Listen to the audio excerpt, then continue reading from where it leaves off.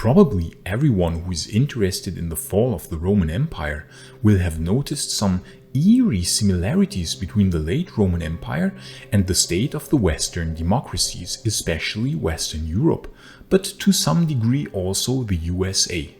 So let us explore the similarities between the state of the current West and the state of the Western Roman Empire in its last 100 years of existence.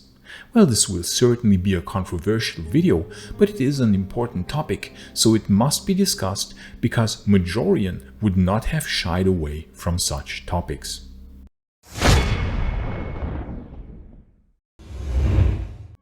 First, us.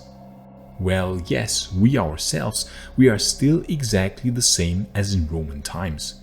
If you think that 1500 years of additional cultural and technological development have somehow made us better than the Romans, then at the latest the recent global pandemic has demonstrated to us how quickly we can regress to very primitive behaviors in times of crises.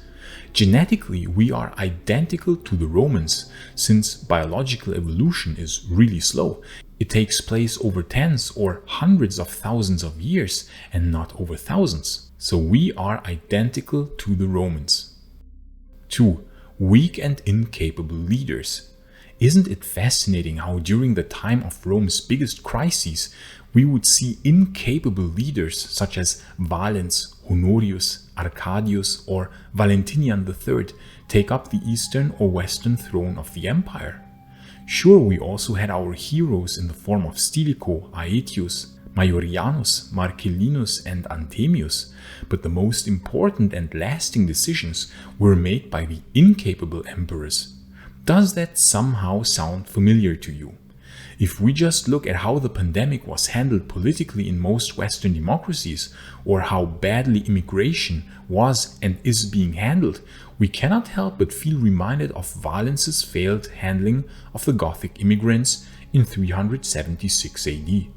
So why do we see so many incompetent and idiotic politicians rule Western democracies in these times of crises, reminding us of the incompetent emperors of the late Western Roman Empire? Well, I think one saying summarizes it best. Strong men create good times create weak men create hard times, and then hard times create strong men. You can certainly guess in what stage Western Europe is right now. And please like this video and subscribe, even though I'm absolutely sure that many of you will hate this video, and also turn on the bell so that you won't miss any future videos on the fascinating era of the late Roman Empire. And if you want to suggest video topics of your own, participate in polls, chat with other enthusiasts of the Roman Empire, or participate in exclusive live streams with me or our team, you can gain these perks by supporting our work on Patreon or via becoming a YouTube member. And a special shout out to our new supporter, Constantine the Great. Thank you for supporting the channel in such a generous way. Gratias agutibi amici. 3. Social inequality. It is estimated that the top 1% of the Roman population controlled 16% of its wealth. The Gini coefficient measures the level of income disparity in a society, where 0 is perfectly equal and 1 is perfectly unequal. Rome measured an incredibly high 0.43. And what do you think is the Gini coefficient of modern-day America? That's right, almost the same at 0.41. The picture is not much better in Western Europe. This of course creates strong social tensions. It is no surprise that as soon as the barbarian invasions started in the Roman Empire, especially after the crossing of the Rhine in 406 AD, we would immediately see rebellious uprisings. These rebels, who were called the Bacchaudai, consisted mostly of poor peasants, runaway slaves, and others of the lowest social ranks. And we can see ourselves in these times that as soon as bad things happen, the low societal cohesion immediately leads to our own versions of the Bacchaudai rebel uprisings. Yellow Vest protests in France in 2018 and 2019, or the widespread protests in the US, where police and protesters frequently clashed in the last years, and where some modern-day Bachaudai even stormed the American symbol of power, the Capitol. And of course, the latest occurrence of modern-day Bachaudai rebels in Canada. Large inequality leads to less societal cohesion, which leads to widespread rebellions as soon as some crisis situation weakens the state. 4. Corruption. Corruption was always a problem in the Roman Empire, but especially in its last decades, it became extremely rampant, since the weakened imperial authority due to Germanic invasions and constant civil wars made it easier for Roman officials to enrich themselves on state costs. Provincial judges and magistrates would keep for themselves a portion of the taxes, and by 450 AD, this had become common practice.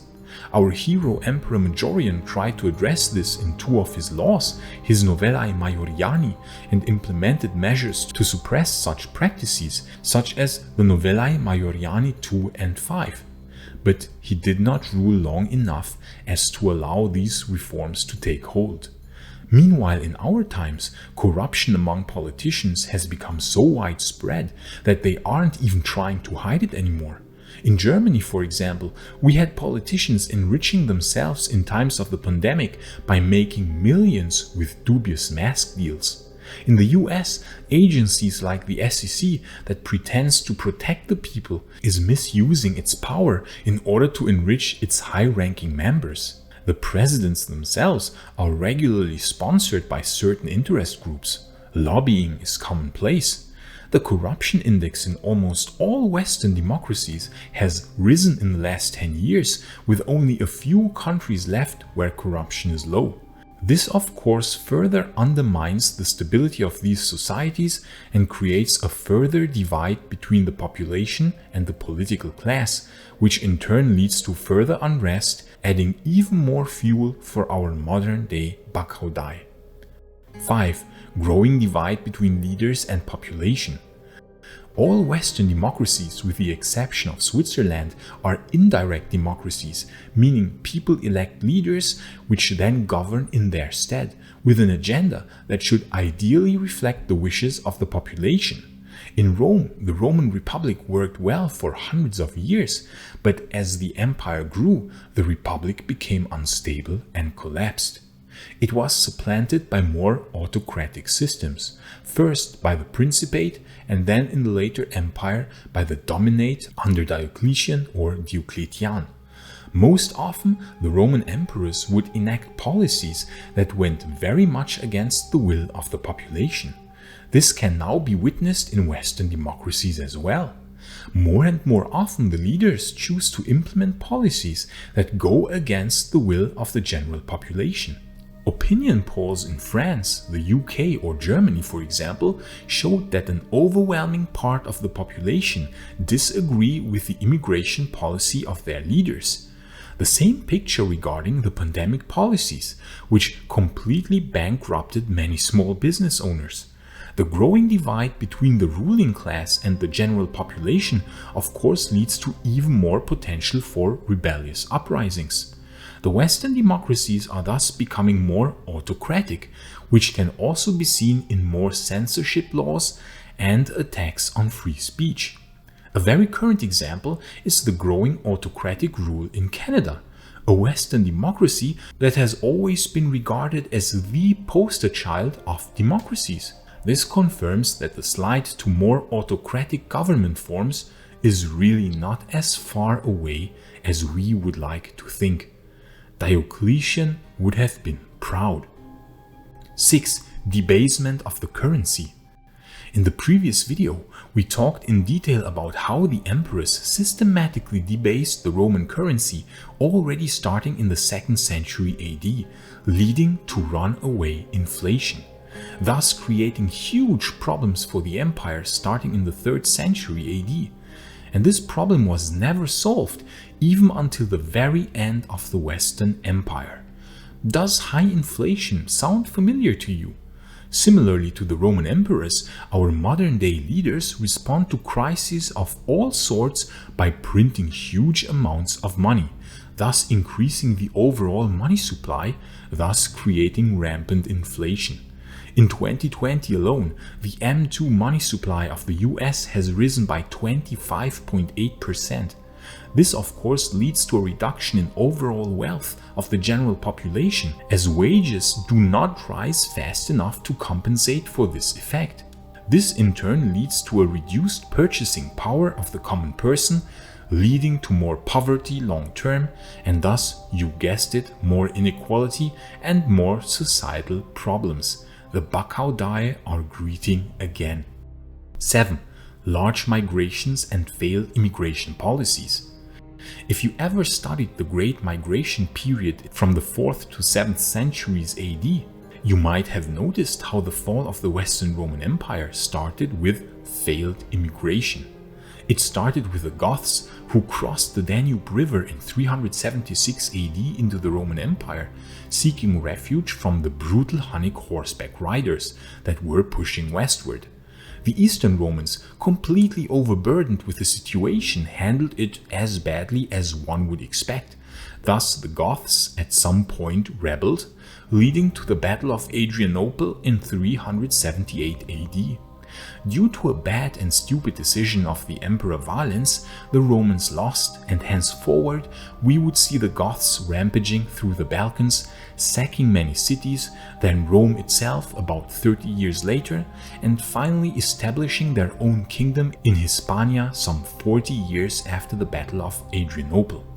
Other Germanic tribes would copy the Goths, seeing the weakness of the Roman Empire and establishing their own kingdom on the territory of the Western Roman Empire. Now fast forward to the 2000s, where immigration into Western Europe, especially from the Middle Eastern countries, had reached very high levels.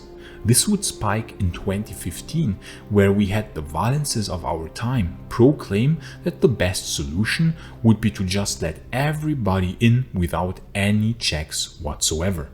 Similarly to Valens, absolutely no planning or intelligent logistics of any kind was implemented. Thus, in 2015, large masses of people flowed into Western Europe. A staggering number of people from an extremely different, sometimes even opposing culture were let into the Western democracies without any planning or foresight as to what would happen. Badly implemented immigration can lead to disaster, and exactly like Valens, our modern Valences had absolutely no plan whatsoever, and they still don't in how to deal with the consequences of their immigration policies. Ideologies, oversimplified views of reality are being reiterated, the complexities of immigration entirely neglected, the different development level of different cultures neglected, potential anti-Western or anti-democratic worldviews, such as especially encountered in radical Islam, neglected, potential conflicts between different ethnic groups, especially as encountered, for example, between Muslims and Jews, inconvenient, so therefore neglected. All these complexities are completely overlooked, and any reasonable discussion is being suppressed with threats and intimidation by discrediting any critics as being right-wing. But to make it even worse, the immigrants themselves are often also treated subpar at best. They live in not the best of conditions. That of course creates additional tension, as these people basically have nothing to lose anymore, and thus the likelihood for them to become criminal in some form or radicalized rises even more. So the organization and implementation of mass immigration was so badly done that there are very few winners here and many new problems are being created. But solving the resulting problems will be left to future generations when the Valences of our time will have long retired, living in secluded, highly guarded bastions, while the common person will have to bear the consequences of their policies. 8. The decline of art. Have you ever been astounded by how incredibly bad modern music is compared to only some decades ago? Now you might say that this is highly subjective, but in fact it's not. It can be measured scientifically. The complexity of music has decreased drastically from only a few decades ago.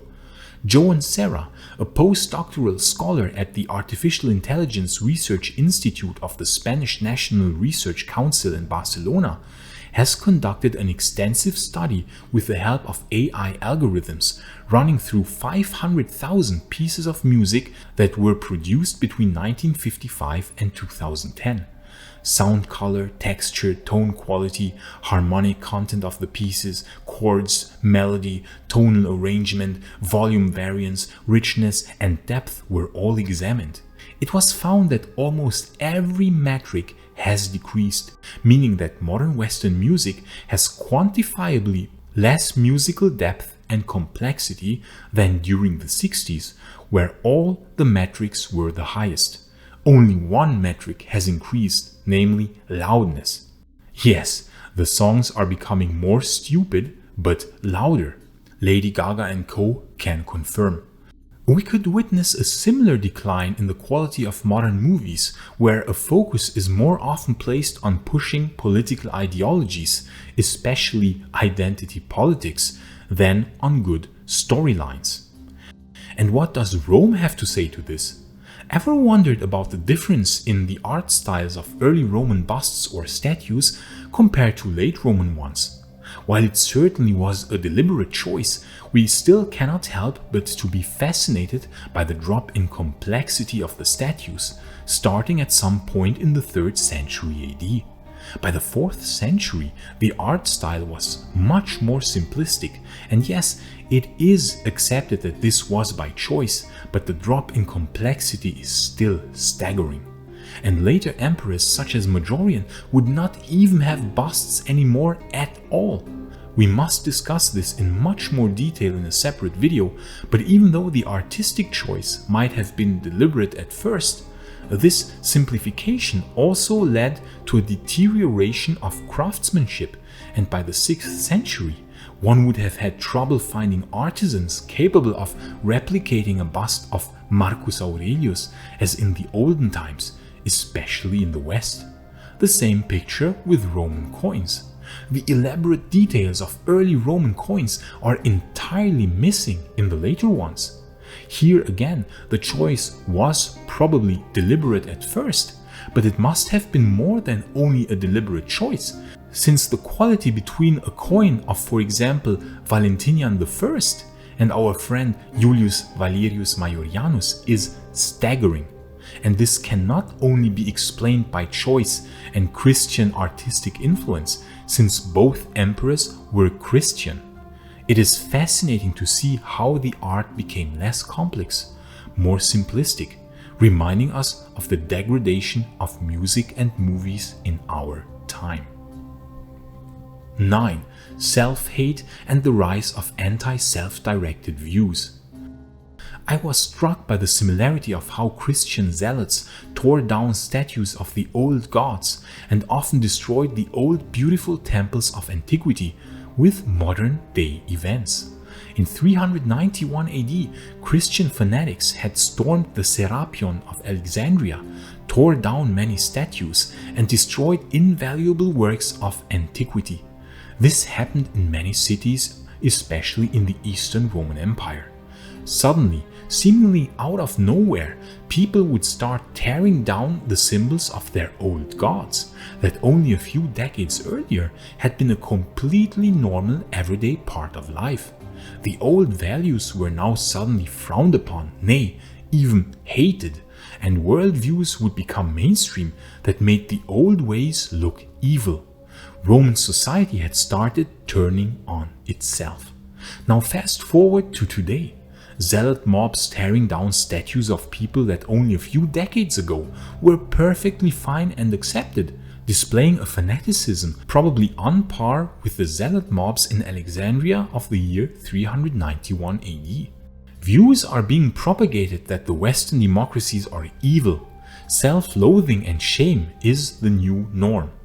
Guilt of past crimes in colonialism, world wars, atrocities committed by the Germans in World War II all weigh heavy on the Western minds, leading to a guilt that paved the way for anti-self-directed ideologies, as if Western civilization was inherently evil and must therefore make way for something new. Interestingly, current-day Mongols do not feel guilty for the atrocities committed by Genghis Khan. Neither does an average Turk feel guilt for the past genocide committed by his ancestors. Neither does a Muslim feel guilt for slavery during the Caliphate. The word slave itself is derived from Slav. Many Slavic people were kidnapped by the Muslim Caliphate and kept as slaves. Yet, the Western civilization has somehow decided that it was much more evil than the others and must therefore repent forever. However, it should be noted that these ideologies are especially promoted by the political class. Similar to how Constantine, Constantius II, Honorius, Arcadius, Theodosius II, Marcian, and Leo I pushed Christian ideology even against heavy resistance in the predominantly pagan Western Roman Empire, such anti-self-directed ideologies are being especially pushed by the current ruling political class. 10. Cultural tiredness. 10.1. Decline of technological prowess. The same way as the most impressive Roman buildings and engineering achievements had been accomplished when the empire was in its prime, so in the 1st and 2nd centuries AD, the same way Western democracies, especially in Western Europe, are struggling to keep up with technological developments.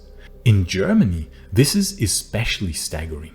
Had Germany been on the forefront of technological achievements in the early 20th century before World War I, you will now very seldomly hear about a new German invention, or about German physicists revolutionizing our worldviews, as was common 120 years ago when Planck and Einstein revolutionized physics, or when a Carl Benz invented the combustion engine car, or when one of the first monorail systems was built in Wuppertal, Germany.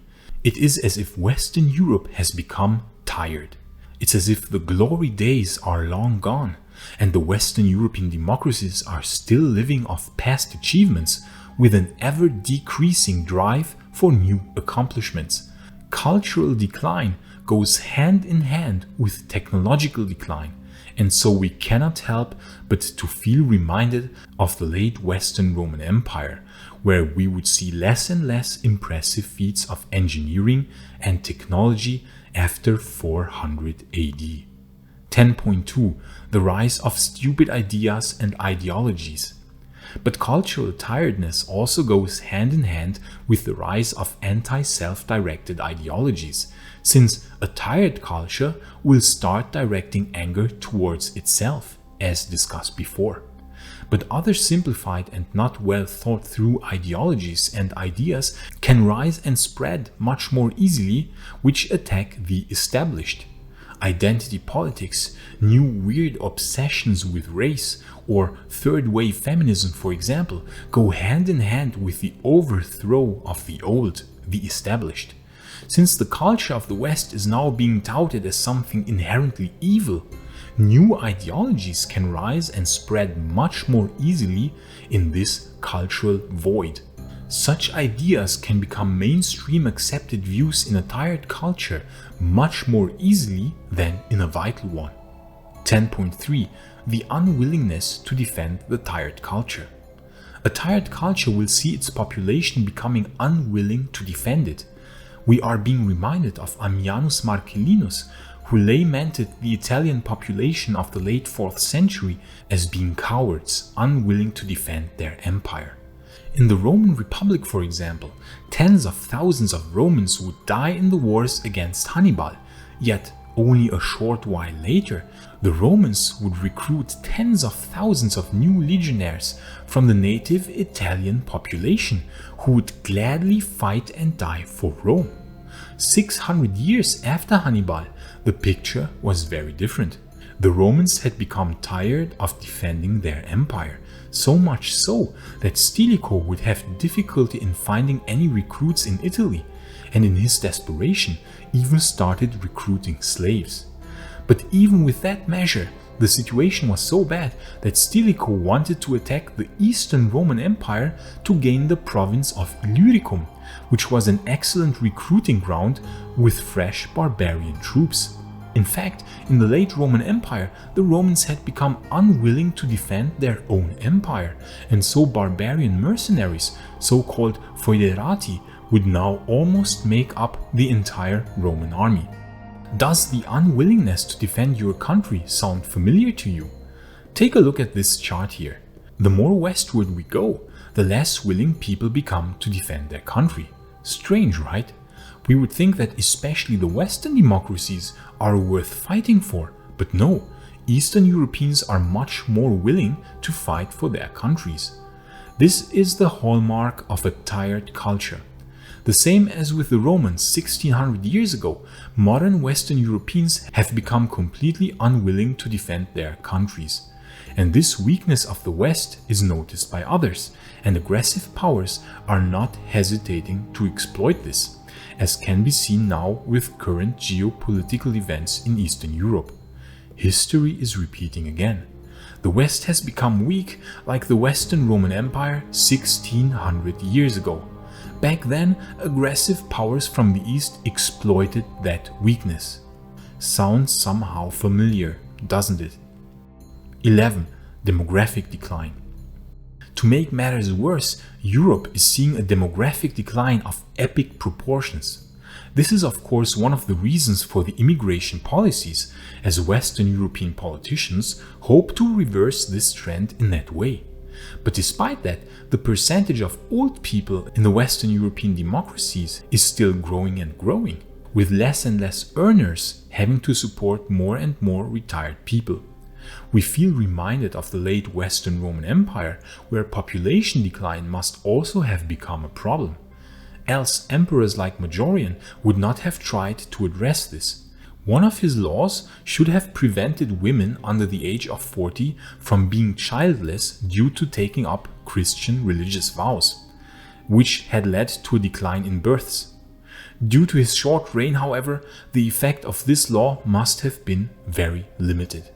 We feel reminded of measures by current-day politicians that try to promote a pro-child policy, for example through financial incentives, with limited effect because the population in Western Europe is still becoming older at a rapid pace.